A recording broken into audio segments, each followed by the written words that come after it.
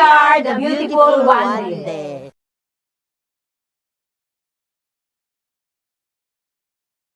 Early bird.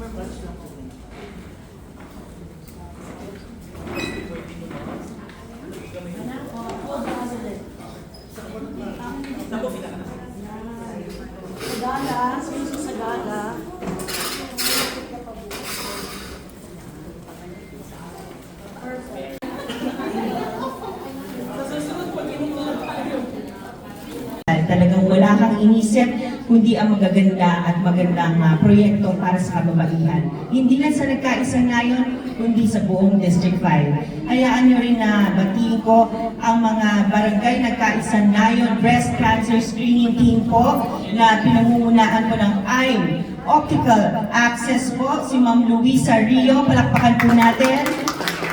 Yan po ang napakaganda at talagang kausap namin lagi para matuloy na to finally breast screening natin na ngayong araw ito. Ma'am Luisa, it's nice to see you again.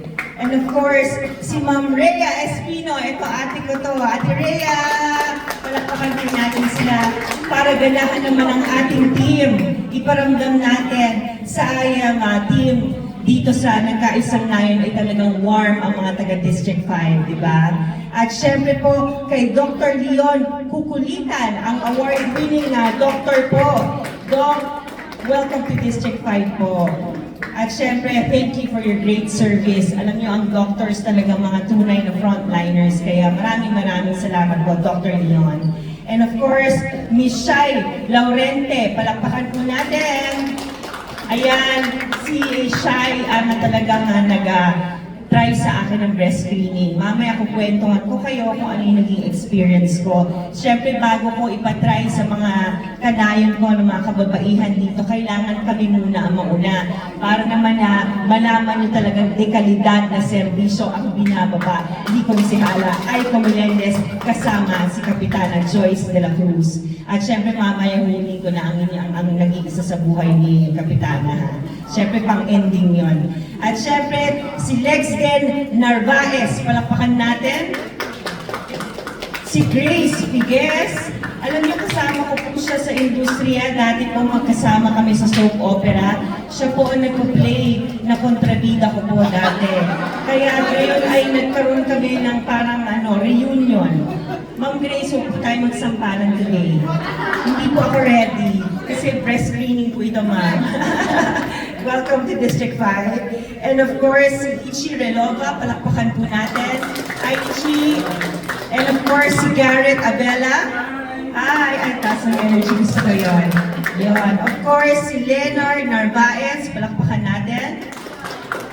And to the beautiful DHE, Achi Baishong. Si Ma'am Lisa Uy. Kayo po tayo para makita nila ang inyong kagandahan. At syempre si Ma'am Gina Caparas at si Ma'am Veronica Beltran Sarmiento. Nais ko magbigay pasalamat at magbigay-pugay po sa ating kapitan, ang ating magiting at kaibigan na kapitan, Kapitan Sunny de la Cruz.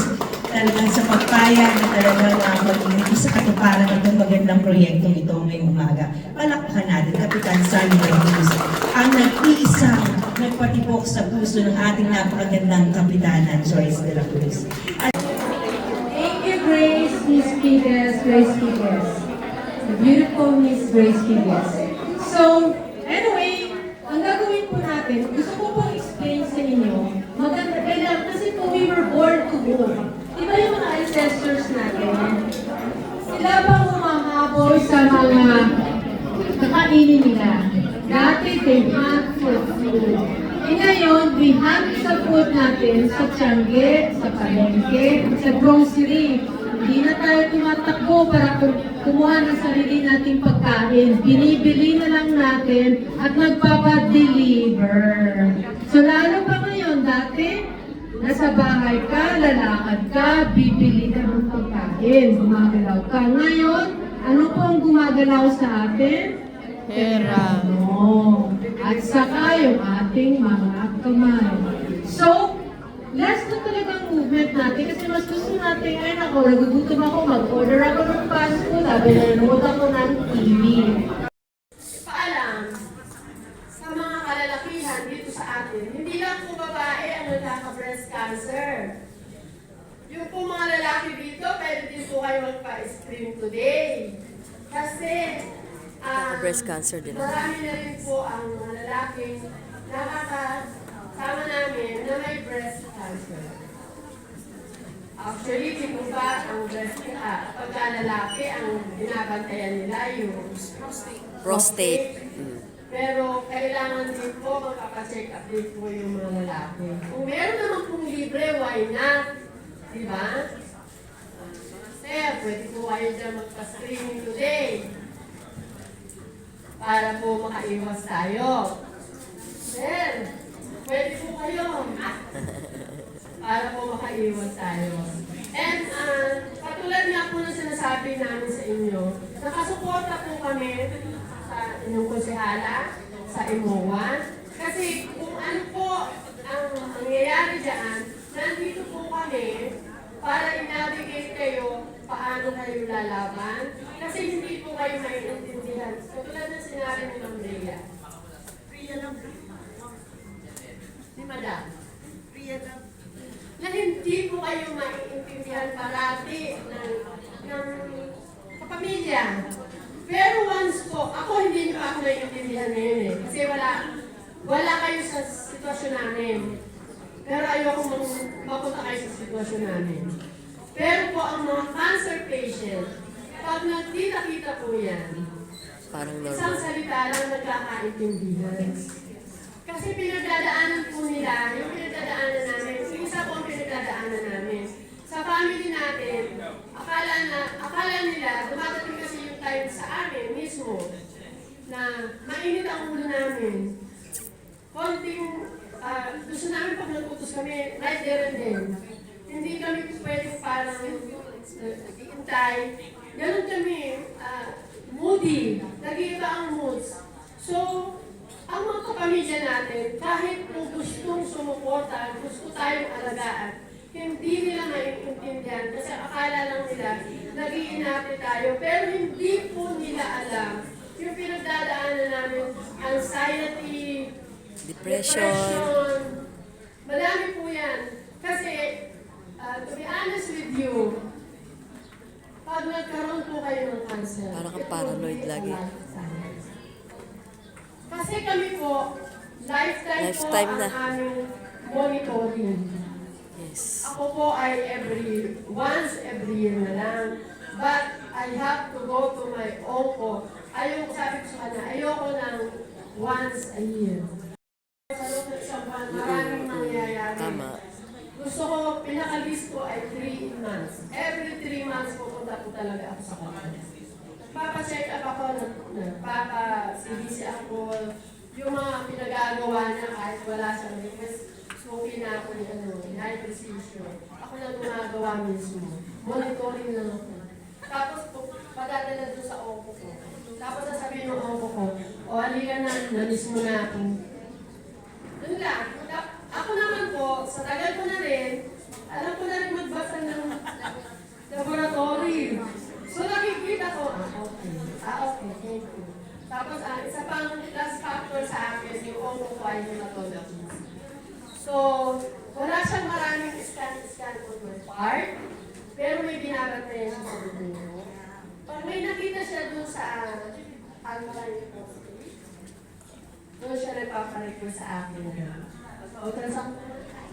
Ano lang. So, yun yung plus factor sa oncologist ko. And sa amin po, sa lahat na nandito na warrior, may kanya-kanya po kami ng journey. Sa akin, una sa lahat, pagka po kayo ay na-detect, sana po ay wag. Ang unang-una po natin gagawin, pagtanggap, surrender sa God, sa Panginoon. Tapos, embrace po natin. Kasi po, kung maniniwala kayo sa Panginoon, na kayo ay pagagalingin niya, doon pa lang po magsisimula ang tiwala niyo sa sarili niyo na kayo ay gagaling. So, ito po mga nangyayari nito ay additional po ito para tulungan tayo. Pero higit sa lahat po, ang pagkapit po sa Panginoon, hindi po tayo sasakit. So, kung kailangan niyo po, kung halimbawa po, meron kayong kapamilya na may cancer, andito lang po ang grupo namin. At tandaan niyo po, ang isang miyembro lang sa kapamilya na magkaroon ng cancer, ang buong pamilya po ay may cancer. Not literally, hindi po literal. Kung hindi po, ang pinagdadaanan po ng cancer patient ay naa-absorb ng kapamilya. So bakit po tayo dadating doon sa kailangan tayo magkaroon ng cancer? Sabi nga rin nila, ni Ma'am Lisa, na yung genes, hindi na po yan factor, hindi na po yan malaking factor, it's a lifestyle. Yan lang po ang pinakamalaking factor, yung lifestyle. So, huwag po kayong matatakot, andyan po ang inyong